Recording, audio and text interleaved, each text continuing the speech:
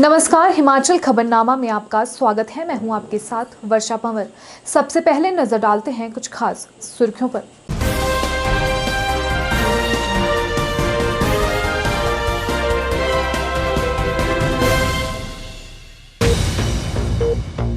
सत्येन वैद्य ने ली हिमाचल प्रदेश उच्च न्यायालय के अतिरिक्त न्यायाधीश पद की शपथ।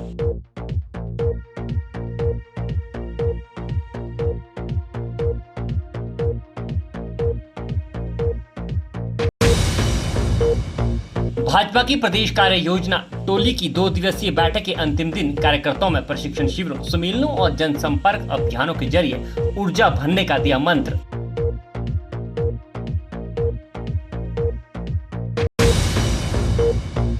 भाजपा पर किसान व बागवान विरोधी नीतियां अपनाने के आरोप लगाते हुए कांग्रेस पार्टी ने शिमला के नारकंडा से जनाक्रोश सप्ताह का किया आगाज।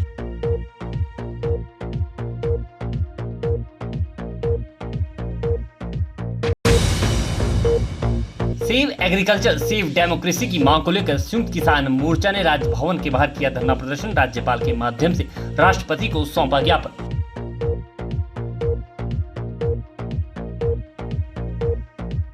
सुर्खियों के बाद अब खबरें विस्तार से। सत्येन वैद्य को हिमाचल प्रदेश उच्च न्यायालय के अतिरिक्त न्यायाधीश के रूप में उच्च न्यायालय के मुख्य न्यायाधीश न्यायमूर्ति एल नारायण स्वामी द्वारा उच्च न्यायालय में आयोजित एक साधारण एवं गरिमापूर्ण समारोह में शपथ दिलवाई गई। शपथ समारोह के दौरान हिमाचल प्रदेश उच्च न्यायालय के अतिरिक्त न्यायाधीश के रूप में सत्येन वैद्य को भारत के राष्ट्रपति द्वारा जारी नियुक्ति पत्र को उच्च न्यायालय के रजिस्ट्रार जनरल वीरेंद्र सिंह ने पढ़कर सुनाया।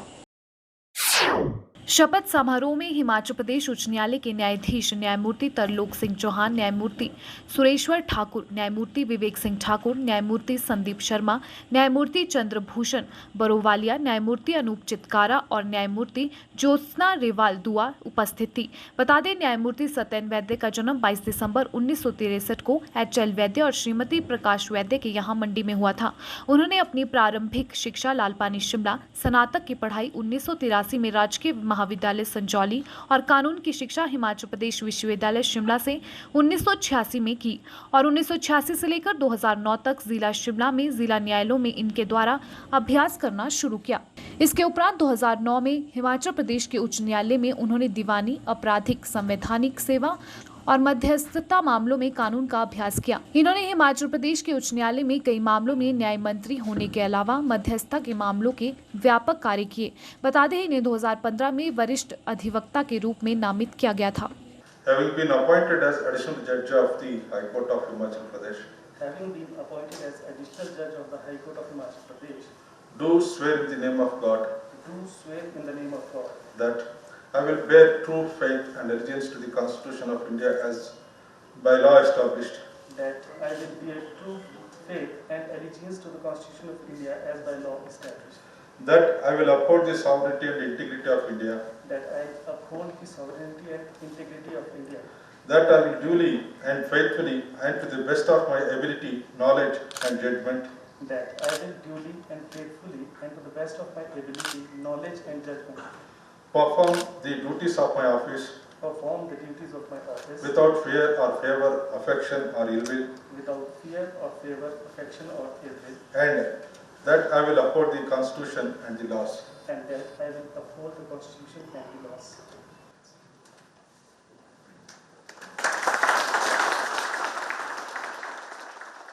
प्रदेश भाजपा वर्किंग ग्रुप की 2 दिवसीय बैठक शनिवार को संपन्न हुई। बैठक के दूसरे दिन वरिष्ठ भाजपा नेता शांता कुमार ने भी शिरकत की। बैठक में जहां आगामी उपचुनाव और वर्ष 2022 के विधानसभा चुनावों के मिशन रिपीट के लिए किस तरह से कार्य किया जाएगा, उसका रोड मैप तैयार किया गया। प्रदेश भाजपा मुख्य प्रवक्ता रणधीर शर्मा ने वर्किंग ग्रुप की बैठक में लिए गए निर्णयों की जानकारी देते हुए बताया कि भाजपा पन्ना कमेटियां बना रही है। जुलाई में पार्टी के मीडिया प्रभारियों की 1 दिवसीय प्रदेश स्तरीय कार्यशाला आयोजित की जाएगी। पंचपरमेश्वर नाम से पंचायत प्रतिनिधियों के सम्मेलन आयोजित किए जाएंगे और 30 जून को प्रदेश भाजपा कार्य समिति की बैठक आयोजित की जाएगी। प्रदेश भाजपा वर्किंग ग्रुप की 2 दिवसीय बैठक शनिवार को संपन्न हुई। इस दौरान प्रदेश भाजपा मुख्य प्रवक्ता रणधीर शर्मा ने कहा कि भाजपा द्वारा प्रशिक्षण शिविर आरंभ किए जा रहे हैं। जुलाई, अगस्त व सितंबर में वर्चुअली प्रशिक्षण शिविर आयोजित किए जाएंगे। सितंबर के बाद प्रदेश स्तर पर पार्टी के 7 मोर्चों और प्रकोष्ठों के सम्मेलन आयोजित किए जाएंगे। इसके अतिरिक्त त्रिदेव के प्रशिक्षण अक्टूबर माह के उपरांत होंगे। सरकार का 4 साल का कार्यकाल पूरा होने के उपलक्ष्य पर जनसंपर्क अभियान शुरू किया जाएगा, जिसमें केंद्र और प्रदेश सरकार की उपलब्धियों के बारे में जनता को बताया जाएगा। रणधीर शर्मा ने बताया कि बैठक में उपचुनाव के लिए प्रभारी नियुक्त किए गए हैं। फतेहपुर उपचुनाव के लिए उद्योग मंत्री बिक्रम सिंह ठाकुर को प्रभारी और वन मंत्री को सह प्रभारी, जबकि पूर्व प्रदेशाध्यक्ष सतपाल सत्ती संगठन समन्वयक रहेंगे। जुब्बल कोटखाई उपचुनाव के लिए शहरी विकास मंत्री सुरेश भारद्वाज प्रभारी, जबकि डॉक्टर राजीव बिंदल संगठन समन्वय की भूमिका निभाएंगे। मंडी लोकसभा उपचुनाव के लिए जल शक्ति मंत्री महेंद्र सिंह ठाकुर प्रभारी, शिक्षा मंत्री गोविंद सिंह ठाकुर सह प्रभारी और राकेश चंवाल संगठन समन्वय कार्य देखेंगे। जैसे मैंने कल जानकारी दी थी कि हम आगे आने वाले जो उपचुनाव हैं विधानसभा और लोकसभा के और 2022 के विधानसभा के चुनाव हैं, उनके लिए पार्टी के आगामी कार्यक्रम तय करेंगे, पार्टी की रणनीति बनाएंगे। 2 दिन लगातार विचार विमर्श करने के बाद पार्टी ने अनेक कार्यक्रम, अनेक अभियान इस बैठक में तय किए हैं, जो आने वाले समय में हिमाचल प्रदेश में भारतीय जनता पार्टी आयोजित करेगी। हमारी पार्टी ने महसूस किया है, इस बैठक में उसकी चर्चा हुई है कि हमारी पार्टी का हिमाचल प्रदेश में संगठन का विस्तार नीचे तक हुआ है। हमारे बूथ कमेटियों के साथ साथ पन्ना प्रमुख तक नियुक्त किए जा चुके हैं। अब पन्ना कमेटियां भी बन रही हैं। तो इसलिए जितना निचले स्तर तक संगठन का विस्तार होना है, वो विस्तार हमने किया है। अब इस संगठन के ढांचे के सुदृढ़ीकरण करने का समय आया है। इसलिए पार्टी ने पहले प्रशिक्षण अभियान शुभारंभ करने का निर्णय लिया। रणधीर शर्मा ने कहा कि धर्मशाला के विधायक विशाल नेहरिया के खिलाफ जारी वीडियो मामले में सरकार पुलिस पर कोई दबाव नहीं बनाएगी। उन्होंने कहा कि यह घटना दुर्भाग्यपूर्ण है, ऐसी घटनाएं नहीं होनी चाहिए। इस मामले में पुलिस में शिकायत की गई है। मामले की जांच में पुलिस पूरी संजीदगी के साथ आगे बढ़ेगी और सरकार इस मामले में कोई दबाव नहीं बनाएगी। इस मसले पर वीडियो वायरल हुआ है, पुलिस को भी लिखित शिकायत हुई है। पुलिस उस शिकायत के अनुसार कार्रवाई करेगी। सरकार किसी भी तरह का दबाव इस विषय पर डालने वाली नहीं है। घटना दुर्भाग्यपूर्ण है, नहीं घटनी चाहिए। किसी परिवार का विषय है, पति पत्नी का आपस का विषय है, मसला इस तक नहीं पहुंचना चाहिए। जरूर दुर्भाग्यपूर्ण है, परंतु उस विषय पर बिल्कुल जिसको कहते हैं संजीदगी के साथ पुलिस प्रशासन आगे बढ़ेगा। सरकार उस पर किसी भी तरह का दबाव नहीं डालेगी, इस बात का मैं विश्वास दिलाता हूं।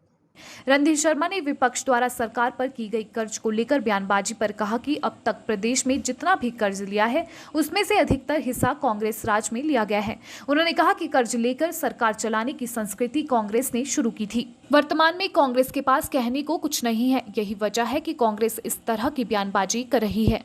देखिए, कांग्रेस के नेताओं के पास कहने के लिए कुछ नहीं है, इसलिए इस तरह के मुहावरे करते हैं। सच्चाई ये है कि भारतीय जनता पार्टी की सरकार ने इन 3.5 सालों में पूरे प्रदेश का हर क्षेत्र में विकास किया है, विकास को आगे बढ़ाया है और जन समस्याओं का समाधान करने का पूरा प्रयास किया। कांग्रेस ने भाजपा पर किसान व बागवान विरोधी नीतियां अपनाने के आरोप लगाते हुए शिमला के नारकंडा से जनाक्रोश सप्ताह का आगाज कर दिया है।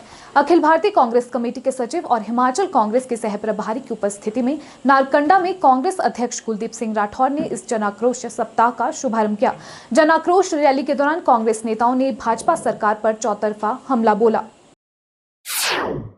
शिमला के नारकंडा में आयोजित जनाक्रोश रैली के दौरान हिमाचल कांग्रेस के सहप्रभारी संजय दत्त ने केंद्र और प्रदेश की भाजपा सरकार पर चौतरफा हमला बोला। उन्होंने कहा कि पिछले 6 महीनों से देश का किसान 3 कृषि कानून के विरोध में सड़कों पर बैठा है। उन्होंने कहा कि ना तो उनकी कोई बात सुनी जा रही है और ना ही उनसे कोई बात की जा रही है। उन्होंने कहा कि प्रधानमंत्री मोदी देश और किसानों को आत्मनिर्भर बनाने की बात करते नहीं थकते, लेकिन आज देश अपनी बदहाली पर खड़ा है। देश में बढ़ती महंगाई और बेरोजगारी ने आम लोगों का जीना दूभर कर दिया है। आरोप लगाया कि देश की विकास दर निम्न स्तर से भी नीचे चली गई है। संजय दत्त ने आरोप लगाया कि किसानों को बड़ी कंपनियों का गुलाम बनाने की पूरी कोशिश की जा रही है। उन्होंने कहा कि नए कृषि कानून किसानों व बागवानों के हित में नहीं है। हिमाचल कांग्रेस सहप्रभारी संजय दत्त ने आरोप लगाया कि भाजपा ने सोची समझी रणनीति के तहत अपने कुछ उद्योगपतियों को लाभ पहुंचाने के लिए इन कानूनों को बनाया है। उन्होंने कहा कि कांग्रेस किसानों व बागवानों के साथ खड़ी है। क्या है ये जन आक्रोश आंदोलन? ये जन आक्रोश आंदोलन किसानों और बागवानों के हक की लड़ाई है। ये जन आक्रोश आंदोलन जो केंद्र में और राज्य में भाजपा की सरकार है, जो कुंभकर्ण की नींद सो रही है, उसको उठाने के लिए ये आंदोलन है। ये जन आक्रोश आंदोलन जनता की आवाज है, किसानों की, बागवानों की आवाज है। केंद्र भाजपा और राज्य भाजपा सरकार के किसान विरोधी और जनता के विरोधी नीतियों के खिलाफ मैं बधाई देना चाहता हूं प्रदेश कांग्रेस अध्यक्ष और सभी नेताओं को, जो आज ये शुरुआत हुई है। ये आंदोलन हर जिले में, हर ब्लॉक में जाके जो है जनता की और किसानों की, बागवानों की आवाज बनेगा। आज क्या परिस्थिति है? पिछले 7-8 महीनों से दिल्ली के बॉर्डर पे किसान आंदोलन कर रहा है, लेकिन मोदी सरकार को बिल्कुल संवेदना नहीं है, बिल्कुल भावना नहीं है। हमारे किसान भाई संघर्ष कर रहे हैं, लेकिन आज तक किसान भाइयों से मोदी जी को मिलने की जरूरत नहीं लगी। ना उनको बुलाया गया, ना मोदी जी उनके पास गए। वहीं कांग्रेस अध्यक्ष कुलदीप सिंह राठौर ने कहा कि भाजपा का किसान व बागवान विरोधी चेहरा सबके सामने है। उन्होंने आरोप लगाया कि जब जब प्रदेश में भाजपा की सरकार बनी है, तब तब किसान और बागवान विरोधी फैसले ले गए हैं।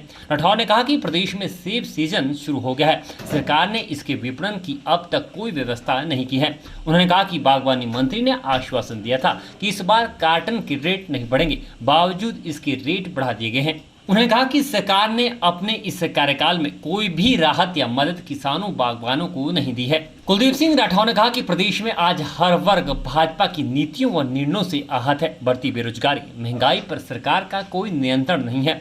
आरोप लगाया कि भाजपा के नेता और मंत्री अधिकारियों और कर्मचारियों को डराने धमकाने में लगे हैं। उन्होंने कहा कि प्रदेश में भाजपा को चुनाव की ज्यादा चिंता है, जबकि जन समस्याओं के समाधान की और सरकार का कोई ध्यान नहीं है। उन्होंने कहा कि अपने खर्चे चलाने के लिए सरकार विकास के नाम पर ऋण लिए जा रही है। जनाक्रोश रैली के दौरान कांग्रेस के कई अन्य वरिष्ठ नेताओं ने भी भाजपा सरकार पर चौतरफा हमला बोला। जो किसान और बागवान है वो प्रताड़ित हैं, और खासकर जो हमारा सेब बहुल क्षेत्र है वहाँ जो है पिछले दिनों जो बर्फबारी हुई, उसके बाद जो है ओलावृष्टि हुई, हमारे सेब के बगीचे नष्ट हो गए, हमारा जो फल है वो नष्ट हुआ है। और इस वक्त किसान और बागवान बदहाली में, जिस ढंग से जो कॉटन बॉक्सेस हैं उनके दाम बढ़ाए जा रहे हैं, जो फंगासाइड है, इंसेक्टासाइड है, फर्टिलाइज़र है, उसको जो है महंगा किया जा रहा है। तो ये एक षड्यंत्र के तहत हो रहा है। और जो बागवानी मंत्री हैं उन्होंने इस क्षेत्र की सुध नहीं ली, मुख्यमंत्री ने इस क्षेत्र की सुध नहीं ली। जब यहाँ बर्फबारी हुई, मैं स्वयं अपने पार्टी के साथियों के साथ आया और हमने जायज़ा लिया जो नुकसान हुआ। उसके बाद हमने माननीय मुख्यमंत्री जी को जो है ज्ञापन दिया, लेकिन हमें अफसोस है कि अभी तक उस पर कोई कार्रवाई नहीं हुई। और पिछले दिनों जो महेंद्र सिंह है वो इस क्षेत्र से जो है ननखरी गए, क्योंकि वो मंडी लोकसभा के अंतर्गत आता है। उन्होंने इस बात की ज़रूरत नहीं समझी कि वो यहाँ किसानों और बागवानों से बात करते और उन्हें संतावना देते और कोई मदद का आश्वासन जो है देते। तो कांग्रेस पार्टी ने आज जिस ढंग से प्रदेश में लगातार बेरोज़गारी बढ़ रही है। इस वक्त हम दूसरे नंबर पे हैं और महंगाई चरम सीमा पे, पेट्रोल और डीजल के दाम लगातार बढ़ रहे हैं। खाने पीने की वस्तुएं जो है महंगी हो रही है। जो डिपुओं का राशन है वो भी महंगा हो रहा है।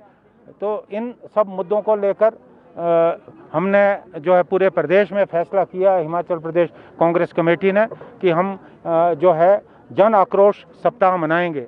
और इसकी शुरुआत हमने जो है नारकंडा से की, क्योंकि जो सत्यानंद स्टोक्स जी की बदौलत यहाँ सेब में क्रांति आई, आज जो हमारी अर्थ की मजबूत हुई है उसका श्रेय इनको जाता है। तो हमने ज़रूरी समझा कि हम इनकी प्रतिमा के सामने बैठकर धरना करें और उसके बाद पूरे प्रदेश में जो है हम इस मुहिम को चलाएं। और ये मुहिम पूरे ज़िला स्तर पे जो है चलने वाली है और इसके बाद जो है ब्लॉक स्तर तक हम जो है जाने वाले हैं। कांग्रेस प्रवक्ता किरण धांटा ने धर्मशाला से विधायक विशाल नेहरिया द्वारा पत्नी से की गई मारपीट मामले को शर्मनाक करार दिया है।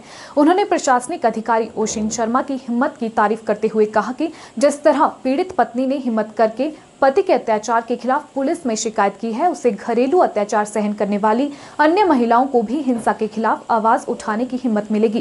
कांग्रेस प्रवक्ता ने भाजपा को भी आड़े हाथों लिया और कहा कि बेटी बचाओ बेटी पढ़ाओ के नारे देने वाली भाजपा के अपने ही विधायक आज बेटियों पर अत्याचार कर रहे हैं। कांग्रेस प्रवक्ता ने भाजपा विधायक विशाल नेहरिया के खिलाफ कार्रवाई की मांग की है। उन्होंने कहा कि पुलिस को निष्पक्ष रूप से इस मामले की जांच करनी चाहिए। उन्होंने कहा कि कांग्रेस ओशिन शर्मा के साथ खड़ी है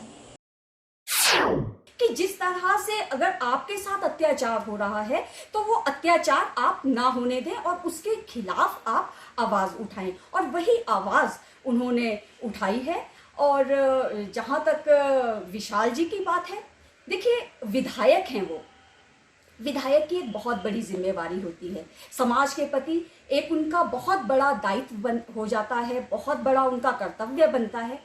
आप एक चीज बताइए कि जो व्यक्ति घर में अपनी पत्नी को मारता है, उसके साथ मारपीट करता है, उसका मानसिक रूप से उसको प्रताड़ित करता है, शारीरिक रूप से प्रताड़ित करता है, तो समाज की दूसरी महिलाएं जिनके प्रति उनकी जिम्मेवारी बनती है, वो किस तरह से अपना न्याय की मांग उनसे कर सकेंगी। और बड़े मैं कहूँगी कि एक शर्म की बात है कि बेटी बचाओ का बेटी पढ़ाओ का ये नारा देते हैं, लेकिन सबसे बड़ा सबसे ज़्यादा जो अनादर है इनका बेटी बचाओ का कौन कर रहा है? यही लोग कर रहे हैं। जो जिस तरह से इन विधायक ने ये बेटी बचाओ बेटी पढ़ाओ का अनादर किया, अपनी जो वाइफ है, अगर वो अपनी वाइफ को ही सम्मान नहीं दे पाते हैं तो मैं समझती हूँ कि हिमाचल में आज तक हमने कभी ऐसी शर्मसार कर देने वाली घटना नहीं सुनी कि जहाँ एक विधायक जो एक बड़े अच्छे जो पद पे बैठा है, समाज ने उसको एक जिम्मेवारी दी है और उसके बावजूद वो इस तरह की हरकत अगर करे तो बेटी बचाओ बेटी पढ़ाओ तो सबसे पहले जो भाजपा है इन्हें मैं समझती हूँ अपने लोगों को इसका पाठ पढ़ाना चाहिए। अपने लोगों को इस पाठ से शिक्षित करना पड़ेगा उन्हें पहले, ताकि जो दूसरे लोग हैं तभी वो, मुझे लगता है कि ये जो इस बेटी बचाओ बेटी पढ़ाओ अभियान है इसकी गरिमा को तभी दूसरे लोग भी समझ सकते हैं। संयुक्त किसान मोर्चा ने दिल्ली में जारी किसान आंदोलन व किसानों के हितों से जुड़े अन्य मुद्दों को लेकर देश भर में राज्यपाल के माध्यम से राष्ट्रपति को ज्ञापन भेजा है। सेव एग्रीकल्चर सेव डेमोक्रेसी को लेकर हिमाचल किसान मोर्चा ने भी भारी संख्या में राजभवन पहुंचकर धरना प्रदर्शन किया और राज्यपाल को ज्ञापन सौंपा। संयुक्त किसान मोर्चा का कहना है कि किसान विरोधी 3 कृषि कानूनों को वापस लेने की मांग को लेकर किसान पिछले 7 महीने से दिल्ली में आंदोलनरत है, लेकिन सरकार के कान पर जूं तक नहीं रेंग रही। किसान नेताओं ने आरोप लगाया कि आज देश में अघोषित इमरजेंसी लागू है, जिससे हक के लिए आवाज बुलंद करने वालों की आवाज को दबाया जा रहा है। हिमाचल किसान सभा के अध्यक्ष कुलदीप तंवर ने बताया कि 3 कृषि कानून को निरस्त करने की मांग को लेकर देश भर के लाखों किसान पिछले 7 महीने से दिल्ली में आंदोलनरत है, लेकिन केंद्र सरकार को इससे कोई सरोकार नहीं है। हिमाचल में मक्की, पैडी और अन्य फल व फूलों की फसलों पर न्यूनतम समर्थन मूल्य नहीं दिया जाता। ऐसे में सरकार इन सभी फसलों को भी न्यूनतम समर्थन मूल्य के दायरे में ले। किसान नेताओं की मुख्य मांग है कि न्यूनतम समर्थन मूल्य को कानून के दायरे में लाया जाए। वहीं प्रदेश में बेमौसमी बारिश व बर्फबारी से किसानों की फसलों को हुए नुकसान का उचित मुआवजा दिया जाए। केंद्र सरकार ने सरकारी कानून बनाए हैं, बिजली सब्सिडी का बिल कानून बनाया है, पराली का कानून बनाया है, सभी को कैंसिल करवाना है और स्वामीनाथन कमीशन रिपोर्ट को लागू करवाना है। और हमारे जो किसान भाई हैं, 500 से ऊपर हमारे किसान भाइयों की मृत्यु हो गई है, शहीद हो गए हैं जो दिल्ली में, उनके लिए मुआवजे की मांग करते हैं हम लोग। और गर्मियों में किसानों का धूप में मार रहे हैं, सर्दियों में बहुत मार की ठंड में किसान उधर दिल्ली में मर रहे थे और अभी बेमौसमी बरसात में उनका बहुत बुरा हाल हो रहा है। जिससे हमारी मांग है मोदी सरकार से कि जल्दी से जल्दी काले कानून वापस करें, नहीं तो हम पार्लियामेंट तक भी जा सकते हैं, पार्लियामेंट का भी खराब कर सकते हैं। हम ऐसे वापस नहीं आएंगे दिल्ली से जब तक हमारे कार्य कानून वापस नहीं होंगे। किसान नेता कुलदीप तंवर ने कहा कि आज देश में अघोषित इमरजेंसी लागू है। जो भी आज अपनी मांगों और हकों के लिए आवाज उठाता है, उसकी आवाज को जबरन दबाने की कोशिश की जाती है। उन्होंने कहा कि सेव एग्रीकल्चर सेव डेमोक्रेसी के मुद्दे को लेकर देश भर के सभी राज्यों में लाखों किसानों ने राज्यपाल के माध्यम से देश के राष्ट्रपति को ज्ञापन सौंपा है। संयुक्त किसान मोर्चा ने सरकार को चिताया कि यह आंदोलन हिमाचल, पंजाब, हरियाणा और उत्तर प्रदेश के किसानों का ही नहीं बल्कि देश के हर राज्य के किसानों का है। ऐसे में सरकार समय रहते किसानों के हितों में फैसला ले। जो लाखों की तादाद में जो किसान इस समय दिल्ली की सीमाओं पर पिछले 7 महीने से बैठा है, उनके आज 7 महीने 26 जून को पूरे हुए हैं। और साथ में आज का दिन इसलिए भी महत्वपूर्ण है, आज से 46 वर्ष पहले 1975 में इंदिरा गांधी जी की जो तत्कालीन सरकार थी, उन्होंने आज इमरजेंसी को लगाया था और वो एक घोषित इमरजेंसी थी।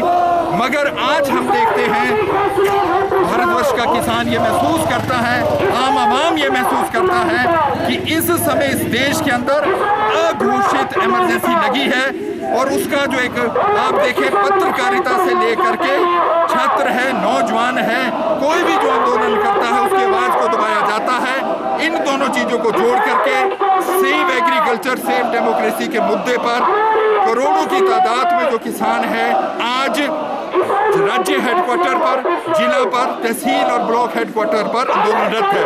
और इसके माध्यम से हम केंद्रीय सरकार को ये भी बताना चाहते हैं, ये आंदोलन केवल पंजाब, हरियाणा या उत्तर प्रदेश तक सीमित नहीं है, पर ये पूरे भारतवर्ष के किसानों का आंदोलन है।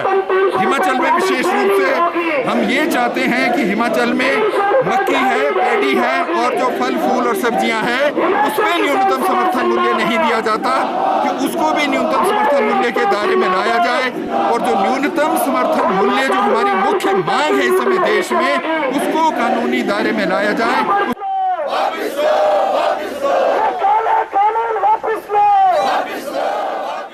अंतर्राष्ट्रीय मादक द्रव्य नशा निवारण दिवस के उपलक्ष्य में जिला स्तरीय जागरूकता शिविर का आयोजन जिला कल्याण अधिकारी कार्यालय द्वारा ग्राम पंचायत शामला घाट में किया गया। जिला कल्याण अधिकारी राकेश कुमार ने इस अवसर पर जानकारी देते हुए बताया कि कोविड प्रोटोकॉल्स के तहत आयोजित इस कार्यक्रम में क्षेत्र के लोगों को नशे से दूर रहने और नशे से होने वाले दुष्प्रभावों के संबंध में विस्तृत जानकारी प्रदान की गई है। अंतर्राष्ट्रीय मादक द्रव्य नशा निवारण दिवस के उपलक्ष्य में आयोजित शिविर के दौरान जिला कल्याण अधिकारी राकेश कुमार ने बताया कि विभाग द्वारा विभिन्न माध्यमों से समाज में नशा निवारण के प्रति जानकारी व जागरूकता प्रदान करने का कार्य किया जा रहा है। उन्होंने कोविड-19 से बचाव के लिए स्वास्थ्य विभाग व प्रदेश सरकार द्वारा जारी की गई सलाहों की अनुपालना सुनिश्चित करने के प्रति भी ग्रामीणों से अपील की है। उन्होंने कहा कि कोविड-19 टीकाकरण सुनिश्चित हो सके, इसके लिए सभी के सहयोग की आवश्यकता है। उन्होंने पंचायत के पदाधिकारियों से इस संबंध में आगे बढ़कर सहयोग करने की भी अपील की। सूचना एवं जनसंपर्क विभाग जिला शिमला कार्यालय के कलाकारों द्वारा जहां नशे से समाज को बचाने और इससे पनपने वाले रोगों के संबंध में जानकारी व जागरूकता युक्त नुक्कड़ नाटक व समूह गान प्रस्तुत किया गया, वहीं प्रदेश सरकार द्वारा चलाई जा रही विभिन्न कल्याणकारी योजना के संबंध में भी लोगों को जानकारी दी गई। भारतीय मजदूर संघ के बैनर तले परिवहन मजदूर संघ ने HRTC वर्कशॉप जसूर में गेट मीटिंग का आयोजन कर सरकार के प्रति नाराजगी जताई। संघ के सदस्यों ने सरकार पर पेस मिल कर्मचारियों की अनदेखी करने के आरोप लगाए हैं और मांग की है कि पेस मिल कर्मचारियों को नियमित करने के लिए ठोस नीति बनाई जाए। परिवहन मजदूर संघ ने HRTC वर्कशॉप जसूर में गेट मीटिंग का आयोजन किया। परिवहन मजदूर संघ के प्रदेश उपाध्यक्ष रोहित गुलेरिया ने सरकार पर आरोप लगाए हैं कि सरकार पीसमिल कर्मचारियों के साथ भेदभाव वाला रवैया अपना रही है। उन्होंने कहा कि सरकार ने पूर्व में 417 पीसमिल कर्मचारियों के लिए पॉलिसी बनाते हुए उन्हें अनुबंध के दायरे में लाया, फिर उन्हें नियमित भी कर दिया, लेकिन उसके बाद सरकार ने 927 पीसमिल कर्मचारी तैनात किए, जिनके लिए आज तक कोई पॉलिसी नहीं बनाई गई। रोहित गुलेरिया ने कहा कि सरकार इन कर्मचारियों के लिए भी कोई ठोस नीति बनाए और इन्हें भी पूर्व में रखे गए पीसमिल कर्मचारियों की तरह नियमित किया जाए। उन्होंने कहा कि संघ इन कर्मचारियों के साथ खड़ा है और किसी भी सूरत में इन कर्मचारियों से अन्याय नहीं होने देगा। पठानकोट मंडी फोरलेन संघर्ष समिति ने प्रशासन द्वारा जारी मुआवजा राशि को नकारते हुए उसे ऊंट के मुंह में जीरे समान बताया है। संघर्ष समिति के उपाध्यक्ष सुदर्शन शर्मा ने कहा कि नूरपुर प्रशासन जिस तरह से फोरलेन प्रभावितों को मुआवजा राशि वितरित कर रहा है वह तर्कसंगत नहीं है। उन्होंने कहा कि प्रशासन की इस कारगुजारी के कारण आज 3,500 प्रभावित परिवार खुद को ठगा सा महसूस कर रहे हैं। प्रशासन 6 सूत्रीय पत्र पर अपनी शर्तें रखकर लोगों को मुआवजा दे रहा है, जिसे कभी भी मंजूर नहीं किया जाएगा। उन्होंने कहा कि सरकार के खिलाफ प्रभावित अदालत में जाएंगे, लेकिन इस मुआवजे को कभी स्वीकार नहीं करेंगे। पठानकोट मंडी जो मार्ग है, राष्ट्रीय उच्च मार्ग 154, उसका जो भुगतान करने जा रहे हैं हमारे नूरपुर के प्रशासनिक अधिकारी, उन्होंने जिस तरीके से 145 करोड़ की जो राशि का भुगतान, उसमें से 30 करोड़ का भुगतान इसी हफ्ते कर दिया है, वो एकमात्र ऊंट के मुंह में जीरे के बराबर है। मैं तो ये कहूँगा कि ये हमारे साथ 3500 परिवारों के साथ बहुत बड़ा धोखा है और 3 साल हमें मात्र प्रलोभन देते हुए जहाँ के प्रशासनिक अधिकारियों ने सिर्फ झूठे वादे किए, प्रलोभन दिया और जो हमारे यहाँ के नुमाइंदे हैं उन्होंने भी हमें धोखे में रखा। इसका खमियाजा जो है आने वाले चुनावों में 2022 के चुनावों में सरकार को भुगतना पड़ेगा और कंडवाल से लेकर मंडी तक 1 लाख परिवार के करीब जो प्रभावित होने जा रहे परिवार हैं, वो घर घर जाकर लोगों को जिन्होंने हमारे साथ धोखा किया है उनको हम अपनी गाथा सुनाएंगे, उनकी व्यथा सुनाएंगे, अपनी दर्द सुनाएंगे, क्योंकि ये कौडियों के भाव ज़मीन छीनने का प्रयास किया गया है। जो 37 किलोमीटर का खंड है खंडवाल से लेके भेड़घर तक, उसको मात्र 145 करोड़ में खरीदा गया है और ये कम से कम भी 10,000 प्रति मरला के हिसाब से या 8,000 प्रति मरला के हिसाब से एवरेज बनती है। मैं तो ये कहूँगा कि ये हमारे साथ सरासर धोखा है। अब हमारे यहाँ कुल्लू में जो प्रकरण पीछे हुआ उसमें राष्ट्रीय केंद्रीय मंत्री भूतल परिवहन मंत्री जो हैं गडकरी जी, उन्होंने बोला तो है कि हम आपको फैक्टर 2 देंगे, लेकिन जिस मोहाल का रेट 400 रुपये स्क्वायर मीटर बनता है, यदि फैक्टर 2 दे भी दिया जाता है तो 800 रुपये बनेगा, डबल बनेगा, लेकिन वो हमें मंजूर नहीं है, कतई मंजूर नहीं है। अब नूरपुर प्रशासन जो है वो हमसे पेमेंट के बदले में 6 सूत्रीय जो इनका एक कार्यक्रम, मैं तो कार्यक्रम ही बोलूँगा, 6 सूत्रीय शर्तों का जो इन्होंने एक लेखा जोखा लोगों से लेके ज़बरदस्ती लिया जा रहा है, वो हमें कतई मंजूर नहीं है, क्योंकि ये कंडीशनल पेमेंट है। हम कंडीशनल पेमेंट को कभी एक्सेप्ट नहीं करेंगे। यदि ये पेमेंट देना चाहते हैं तो दे, हमारा जो बना है हक हमें मिले, बाकी हम कोर्ट में लेंगे, आर्बिट्रेशन में लेंगे जाके। उसके लिए हम सरकार से ये आग्रह करते हैं कि हम कोई भी कंडीशनल आपको लिख के नहीं देंगे, ताकि क्योंकि हम यदि अपाहिज हो गए कानूनी कार्रवाई के लिए तो हम आगे अपनी पेमेंट नहीं ले पाएंगे। और ये एक मात्र फिर कहूँगा कि ऊँट के मुँह में जीरे के बराबर है, हम इसको कतई मंजूर नहीं करते हैं। दुनिया का सबसे बड़ा मुफ्त टीकाकरण अभियान तेज गति से चल रहा है। वहीं राजधानी शिमला में भी लगभग सभी सरकारी केंद्रों में 18 वर्ष से अधिक आयु के सभी लोगों का मुफ्त टीकाकरण किया जा रहा है। बता दें 21 मई से देश भर में प्रधानमंत्री नरेंद्र मोदी की अगुवाई में यह अभियान शुरू किया गया था, जो अभी भी जारी है। मुफ्त टीकाकरण अभियान के तहत नगर निगम शिमला के लगभग सभी वार्डों में 18 वर्ष से अधिक आयु के सभी लोगों को कोविड-19 वैक्सीन लगाई जा रही है, जिसमें 18 वर्ष से अधिक आयु के सभी लोग बढ़ चढ़कर हिस्सा ले रहे हैं।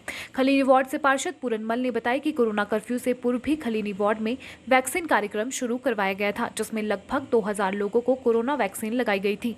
लेकिन कार्यक्रम के बीच में ही स्टाफ के कुछ लोग कोरोना पॉजिटिव पाए गए थे, जिस कारण यह कार्यक्रम उन्हें बीच में ही रोकना पड़ा था।